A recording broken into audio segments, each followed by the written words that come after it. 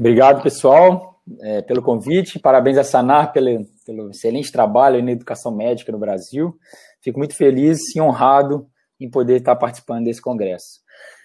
Eu tenho só 20 minutos, vou tentar dar conta de apresentar tudo em 20 minutos, que eu trouxe uma apresentação um pouco mais extensa, mas eu vou acelerar alguns slides, vou passar um pouco mais rápido, peço já desculpa antecipadamente, mas eu acho que o importante é mostrar o leque que a gente tem aí de opção aí dentro dessa discussão que a gente vai estar fazendo, tá? Então, vamos lá. Deixa eu arrumar aqui. Então, antes de mais nada, eu vou trazer um pouco de discussão de um caso clínico. Se vocês puderem imaginar um caso de uma mulher de 50 anos com pneumonia, distensão abdominal, que chega no pronto-socorro, com uma pressão limítrofe, uma frequência cardíaca um pouco aumentada, frequência respiratória também, saturando 80% com catéter nasal de oxigênio. Ele está em delírio e agitada. Quando você tenta colocar uma máscara não reinalante nela, que é o que a gente tem no pronto-socorro geralmente, ela não consegue fazer uma inspiração profunda, uma pré-oxigenação adequada por conta de dor pela distensão abdominal, ou ela bate na sua mão, tira a máscara e arranca a máscara e não deixa você pré-oxigená-la adequadamente. O que você faria nesse caso? Obviamente, a gente precisa entubar essa paciente está hipoxêmica, ela está em processo provável de sepse, então, entrando em choque séptico, a gente precisa garantir uma VL dessa paciente, até porque a gente não sabe também o problema dela relacionado à distensão abdominal, né? E a gente faria uma sequência rápida, uma intubação em sequência rápida, que é a prática corriqueira, talvez a mais realizada no pronto-socorro, nos pacientes críticos, provavelmente não é uma boa ideia. O seu primeiro impulso é realizar uma sequência rápida e muito provavelmente ter que ventilar esse paciente por conta de uma não pré-oxigenação adequada e também por conta de ter um tempo de apneia muito curto a ponto de ter que ventilar esses pacientes. Só que isso pode ser uma grande aposta, né? Você pode ter sucesso e você e seu paciente terem sorte, né, ao evitar a hipóxia, evitar o choque ou a hipotensão nesses pacientes, né? Na verdade, as probabilidades nesse caso não estão a seu favor. Por quê? Porque, em primeiro lugar, a ventilação durante a sequência rápida predispõe à broncoaspiração. Em segundo lugar, que a máscara com reservatório sem PIP, que a gente tem no pronto-socorro ou na sala de emergência, é improvável que aumente a saturação desse paciente. Em terceiro lugar, que se houver qualquer dificuldade na primeira intubação, você e seu paciente estarão numa situação bem ruim, bem problemática. Então, é um caso desafiador, porque esse paciente já está em hipóxia, tem um grande risco de ter uma hipoxemia ainda mais profunda, mais grave, ela tem pneumopatia, ela tem uma alta demanda metabólica, provável anemia com hipotensão, um drive respiratório comprometido pela distensão abdominal e uma inabilidade de proteção de via aérea quando a gente induz uma indução em sequência rápida, com provável risco de broncoaspiração. E, geralmente, nesses pacientes, a gente não tem muitas informações relacionadas ao paciente, justamente porque é uma emergência médica. Então, nesse caso, uma intubação orotraqueal de forma rápida, em sequência rápida, ela tem grande chance de causar hipóxia, piorar a hipóxia, conferir broncoaspiração ou até mesmo hipotensão, e a gente sabe que a hipotensão na intubação no paciente crítico, ela está diretamente relacionada à mortalidade, né? Então, o seu laringoscópio, ele pode salvar vidas, ou ele pode, na verdade, culminar com o óbito. Depende da sua escolha.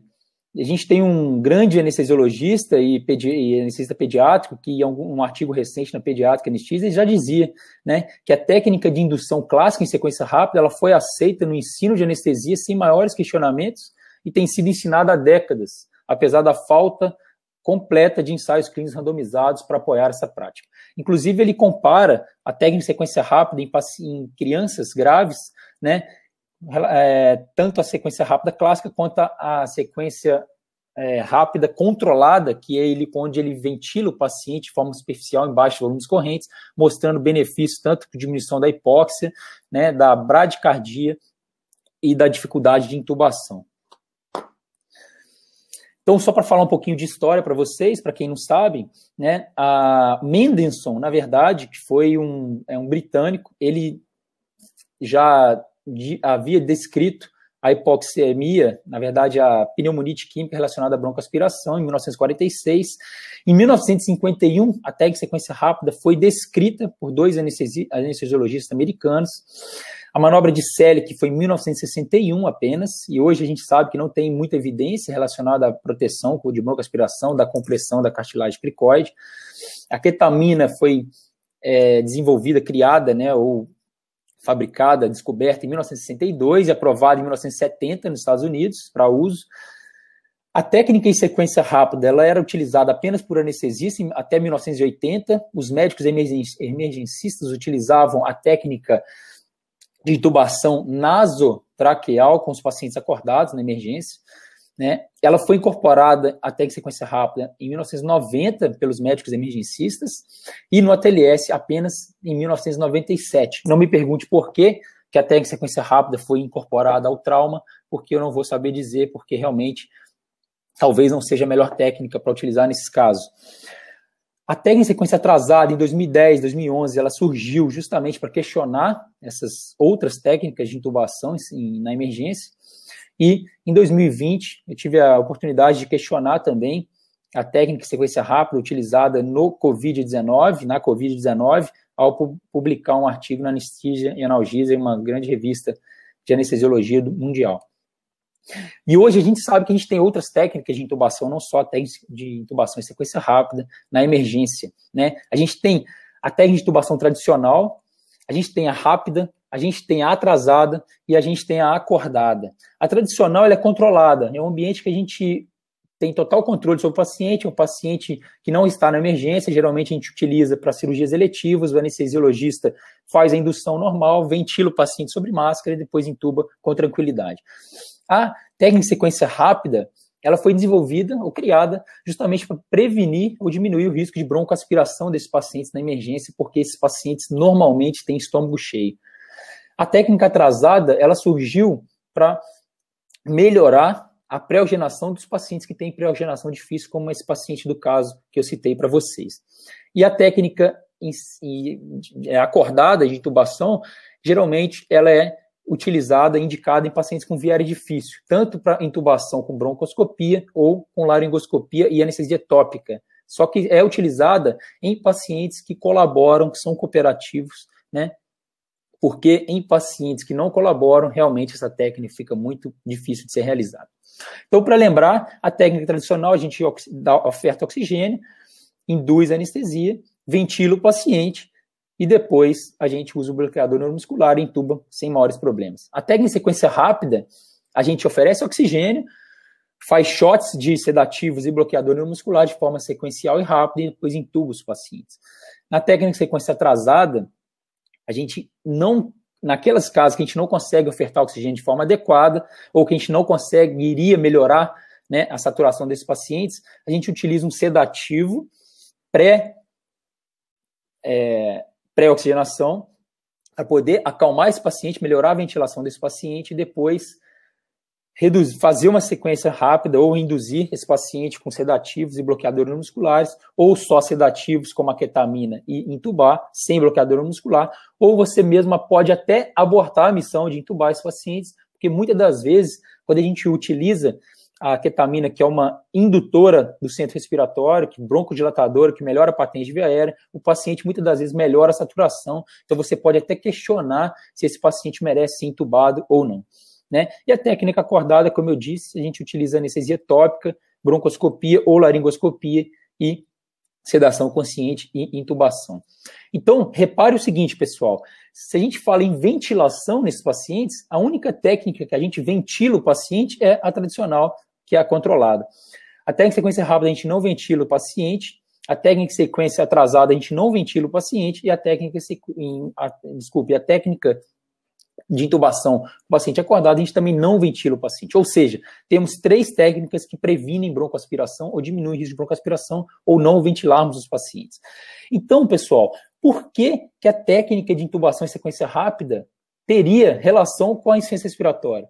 Qual seria essa relação? O paciente com insuficiência respiratória grave, por que a gente intuba os pacientes em sequência rápida?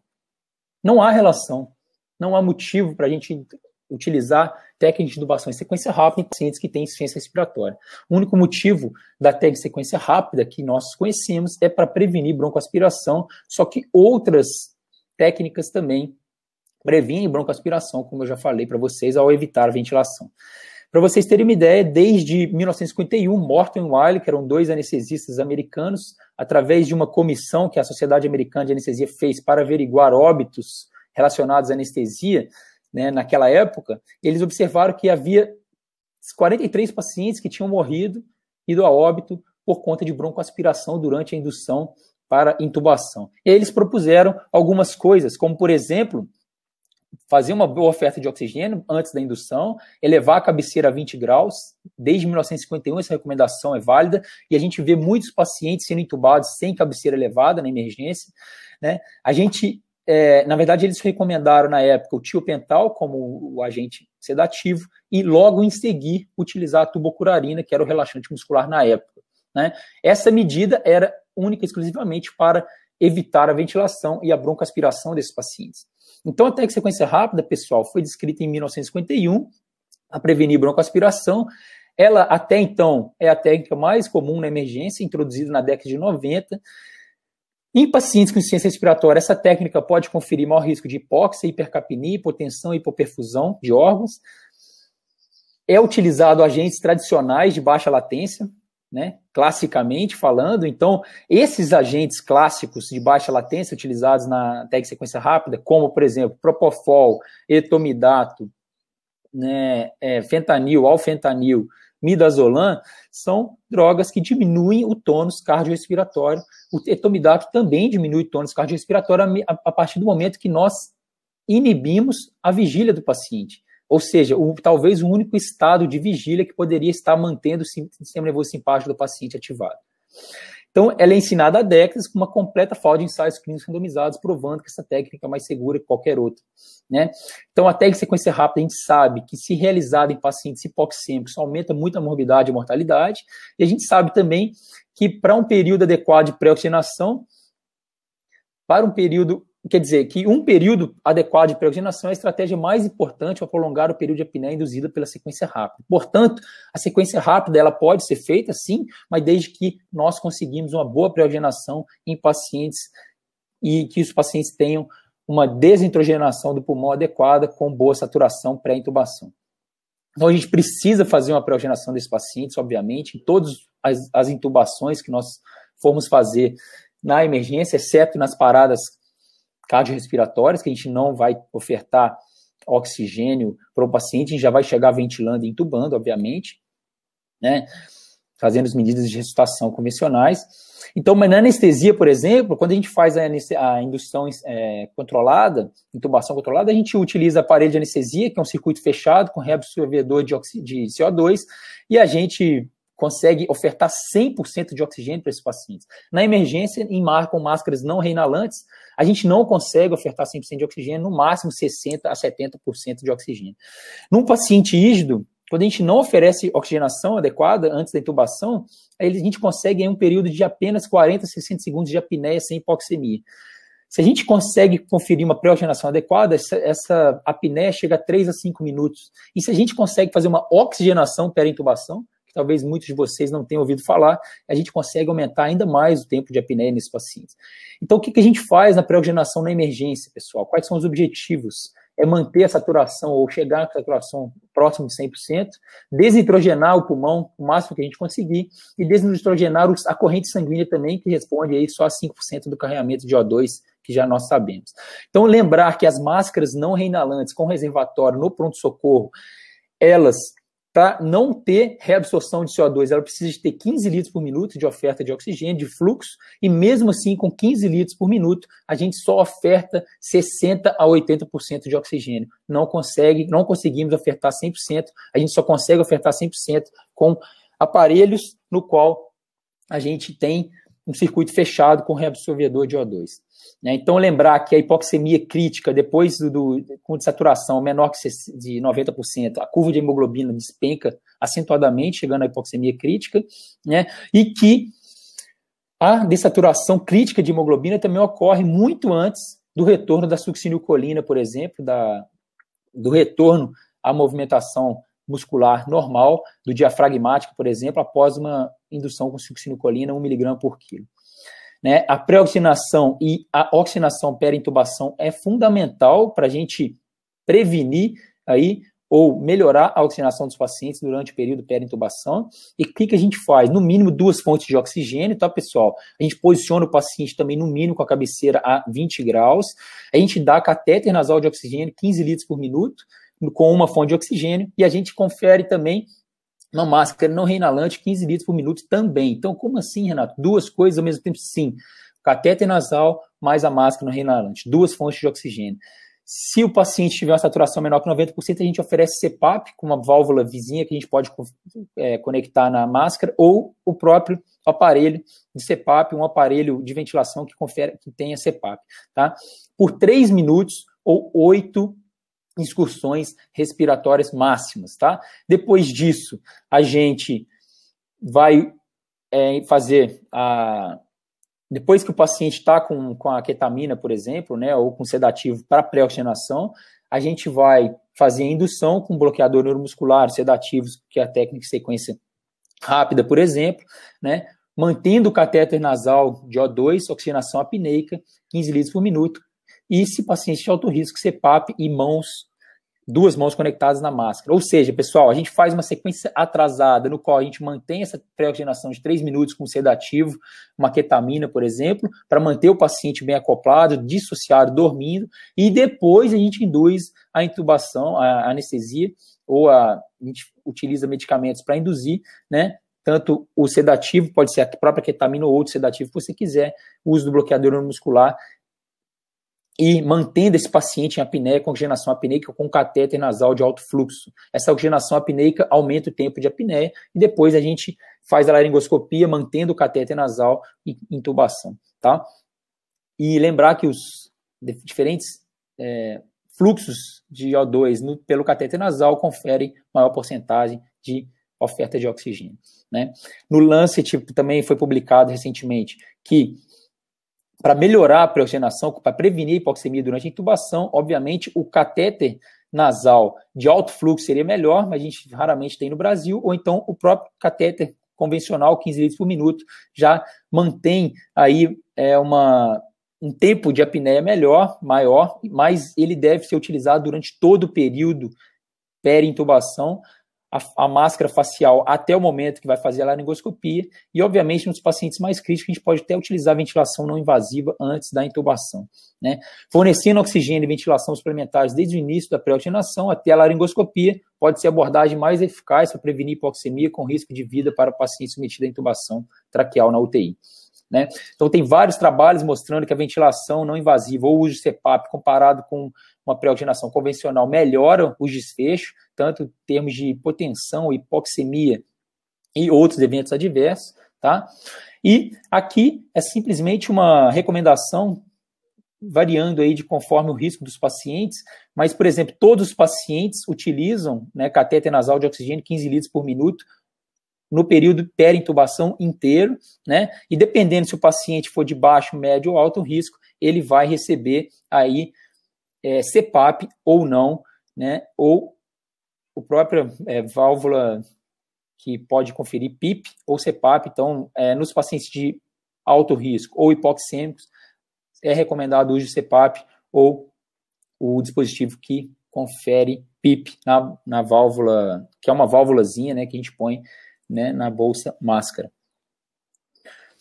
Problemas da indução de frequência rápida. Pessoal, a gente tem algumas armadilhas na emergência, né, como intubação esofágica, broncoaspiração, hipoxemia, hipotensão e, inclusive, parada cardiorrespiratória. A hipotensão é um fator independente de morbidade e mortalidade, né, então, alguns estudos de coorte retrospectivo mostrando aí que mesmo só com etomidato e bloqueador neuromuscular, a gente tem uma incidência até que razoável de parada cardiorrespiratória, e os pacientes que têm parada cardiorrespiratória após intubação em sequência rápida, a mortalidade chega a 82%. Né? Os pacientes que não têm parada cardiorrespiratória, a mortalidade é apenas de 24%. Lembrando que são pacientes graves, críticos, ou na UTI ou na unidade de emergência. Né? E quando a gente compara esses grupos que tiveram parada cardiorrespiratória ou os que não tiveram, a diferença de comorbidades entre os grupos não houve. Então, geralmente, nós temos aí uma mortalidade bem mais alta nos pacientes que têm parada cardiorrespiratória até em sequência rápida. Aí, pegando um trabalho prospectivo aí com 64 UTIs na França também, mostrando que existem alguns riscos de parada cardiorrespiratória na intubação em sequência rápida, como, por exemplo, obesidade, pacientes com maior de 75 anos, geralmente são pacientes graves de Covid-19 também, né? Pacientes hipotensos na pré-intubação ou que têm hipoxemia na pré-intubação, como, por exemplo, pacientes também com Covid-19. E pacientes que não têm uma pré-oxigenação adequada também, como, por exemplo, pacientes com Covid-19, no qual, muitas das vezes, não é feita a pré-oxigenação de forma adequada. Então, também, mostrando que pacientes que têm parada cardíaca na intubação em sequência rápida, os que não têm retorno à circulação espontânea também têm uma mortalidade muito mais alta, os que não retornam, obviamente, os que têm retorno espontâneo têm mortalidade de 62%, os que não retornam, obviamente, 100% de mortalidade, e os que não têm parada cardíaca, a mortalidade é muito menor. Tá? Então, intervenções antes e durante a intubação para otimizar a hemodinâmica e minimizar a hipoxemia são capazes de diminuir mortalidade, né? E nesse estudo, a gente teve eles mostraram uma incidência aí de uma PCR a cada 40 intubações na UTI. Não é uma incidência tão rara, né? Aqui um outro trabalho mostrando a incidência de hipotensão pós-intubação durante o manejo de via aérea na emergência, com TEC sequência rápida, mostrando que pacientes que têm hipotensão, né, durante a peri-intubação têm uma mortalidade mais alta, também um tempo de internação maior também no hospitalar e também na UTI. Então a gente tem caminhos velhos e caminhos novos a seguir. Só depende de nós, a nossa escolha, nós temos autonomia, né, o médico tem essa autonomia para poder escolher o melhor para o paciente. Né? Então, a técnica em sequência rápida, né, ela é utilizada de forma mais rotineira na intubação orotraqueal no paciente de emergência, né, e a própria intubação é um procedimento de risco na emergência, na medicina intensiva, até no pré-hospitalar, né. Até em sequência rápida, a gente administra simultaneamente 2 ou 1 agente mais bloqueador neuromuscular e ela é perigosa em pacientes sem preparo e pré-oxigenação adequados.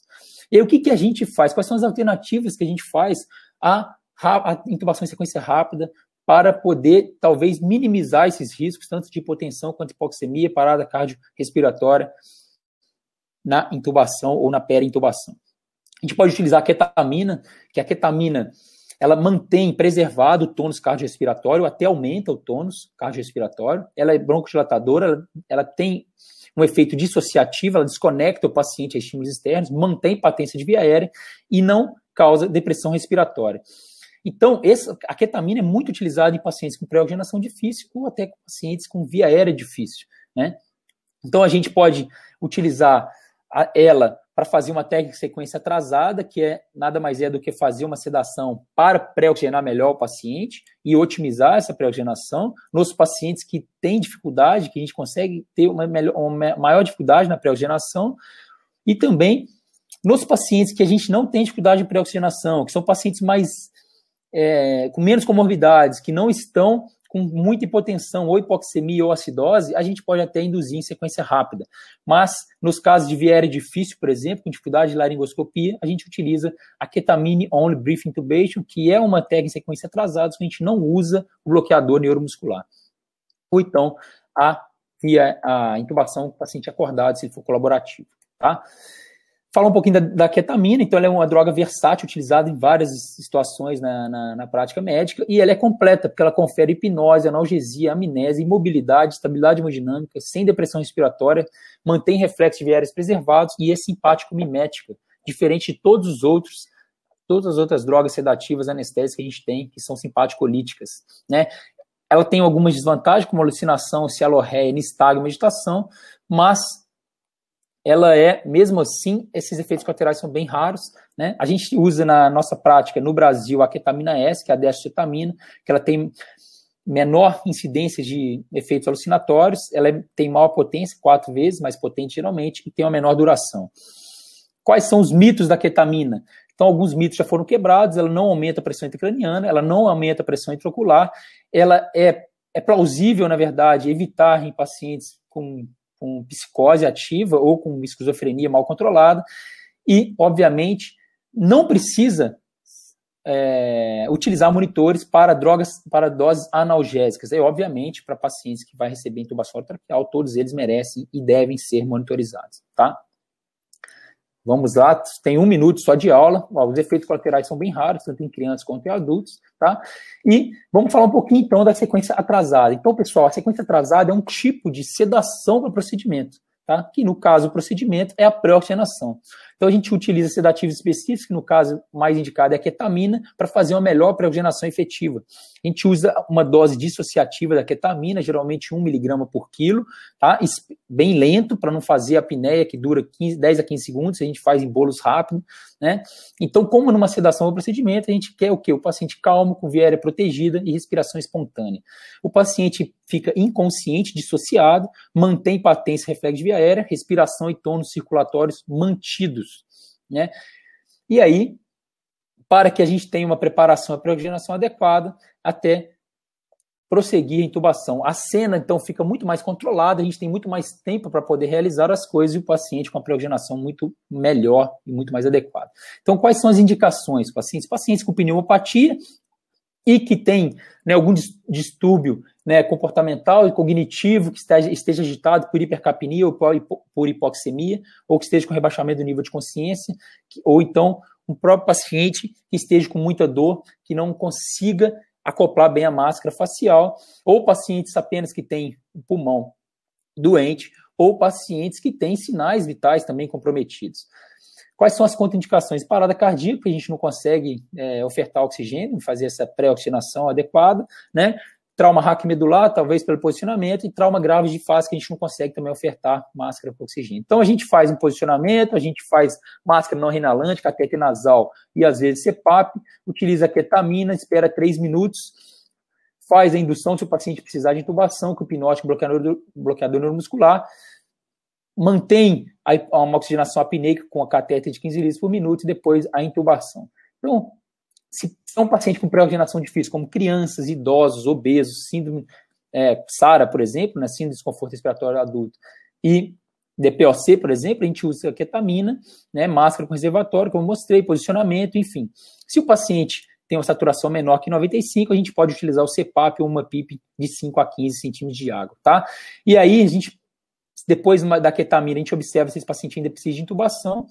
Se ele precisar, a gente induz com bloqueador neuromuscular, catéter nasal mantido e intuba o paciente sem maiores problemas, né? Comparando aí as duas técnicas, a sequência rápida clássica, a gente também pré-oxigena, administra simultaneamente sedativos e bloqueador neuromuscular, sem ventilar o paciente até intubar. A sequência atrasada, a gente também pré-oxigena, só que a gente utiliza sedativos específicos para pré-oxigenar melhor, mantém a ventilação espontânea do paciente por 3 minutos, mantém reflexo de via aérea, a gente utiliza depois bloqueador neuromuscular, mantém uma oxigenação apneica e depois intubação também sem ventilação. E aí alguns estudos mostrando, né, em populações, né, de vítimas de trauma, em pré-hospitalar, mostrando que a técnica em sequência atrasada com uso de ketamina melhorou e muito, né, a oxigenação, a saturação dos pacientes, inclusive a estabilidade hemodinâmica.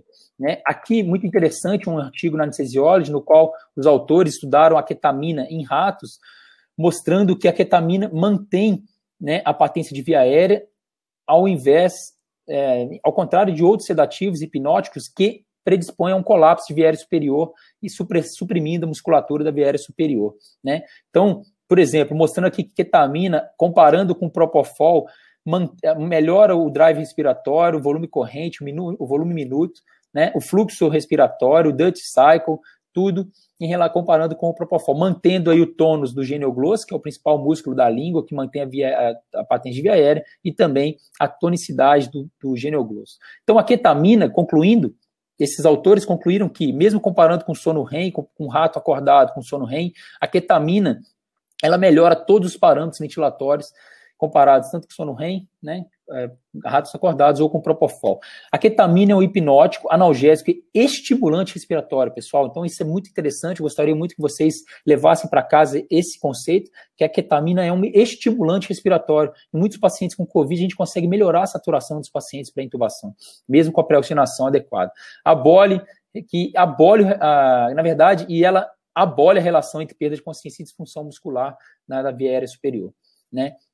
Aí veio o Scott o Edgar querendo comprovar se realmente a sequência atrasada melhora a saturação, a pré-intubação.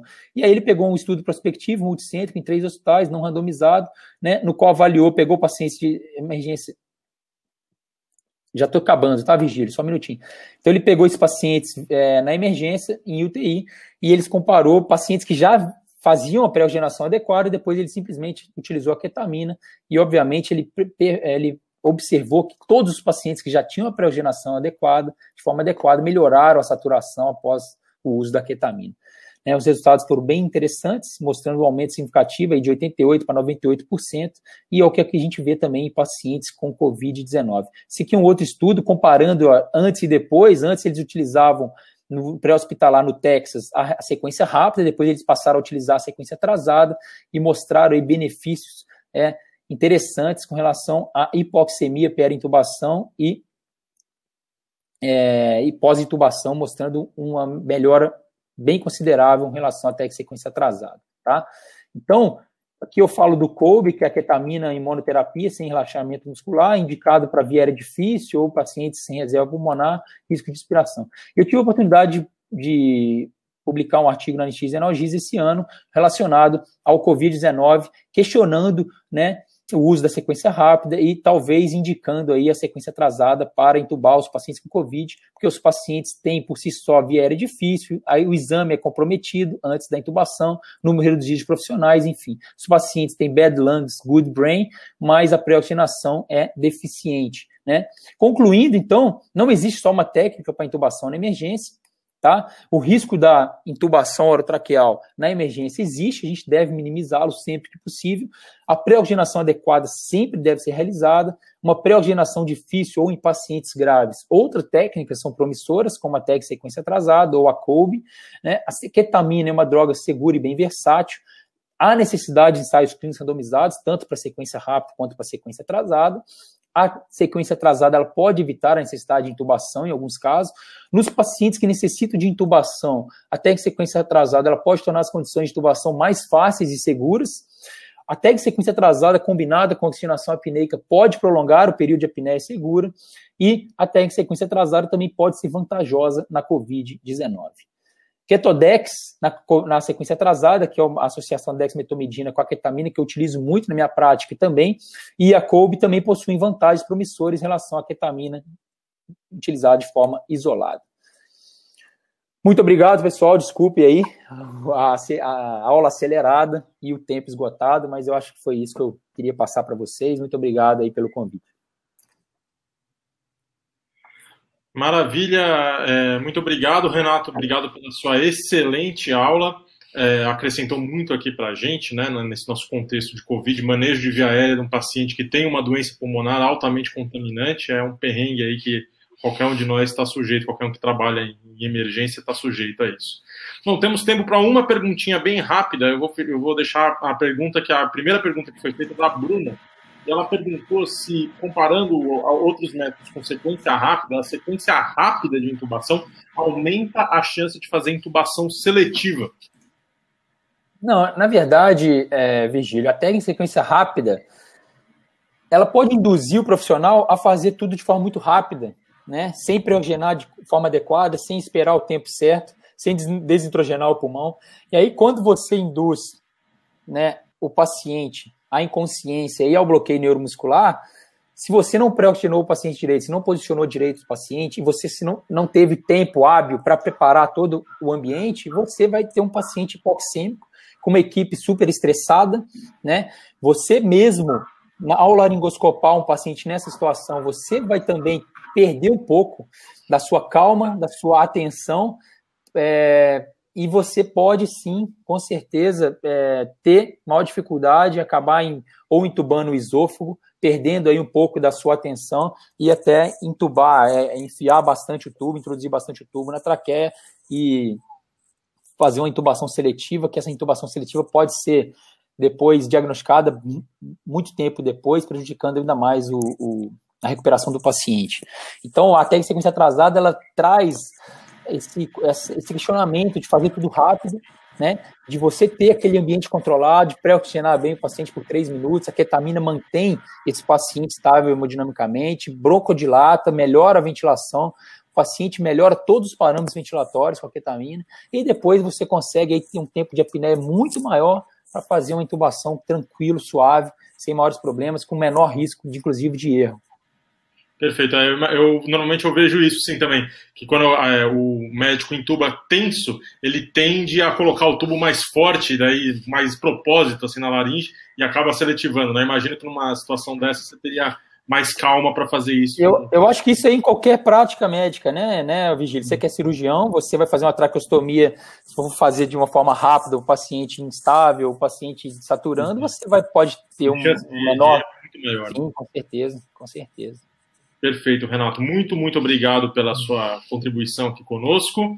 E agradeço mais uma vez em nome de todo o grupo da Sanar. Eu queria transmitir aqui para o Renato, né, o Renato que foi meu veterano na faculdade. Pouco tempo, né, Renato? Não vamos lembrar isso. Assim, temos uma chuva de elogios aqui. O pessoal elogiando que alguns já te conheciam do Anestesia On, ou então do seu Instagram, podcast, não sei. Mas ele sempre falando, sempre excelente, o Dr. Renato é ótimo, excelente palestra.